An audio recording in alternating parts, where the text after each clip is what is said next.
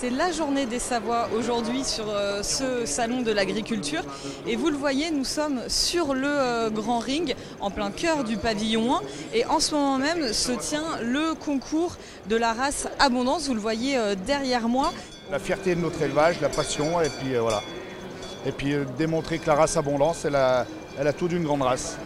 Depuis 10 ans déjà, les différents acteurs travaillent main dans la main autour d'une seule marque, Savoie-Mont-Blanc. Et cette marque, elle était historiquement autour des produits de l'élevage, mais nous avons élargi et nous parlons en même temps des produits de l'arboriculture, de la vigne et du vin, du maraîchage et tout autant de filières de qualité et de proximité. C'est une performance parce que nous sommes la seule province à avoir ce pavillon dans le salon 1 qui est un modèle savoyard en fait, qui a été imaginé au début des années 1960 par les dirigeants agricoles. Et donc on a un parfait écosystème entre l'agriculture, l'environnement, puisque ça entretient nos paysages, et l'économie et le tourisme. Même si l'agriculture savoyarde connaît, comme tout le monde, des difficultés, ces dernières années, elle en a connu quand même beaucoup moins que partout ailleurs en Europe, notamment dans le domaine laitier.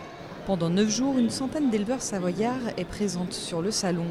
Pour certains, il est l'heure de la compétition. C'est le cas de cet éleveur de Tarentaise. La pression commence à monter là. C'est la première fois que je viens à Paris avec une vache, donc on verra de toute façon. Je l'ai déjà tondu il y a un mois pour que le poil il repousse bien uni partout et qu'on ne voyait pas les traces de la tondeuse.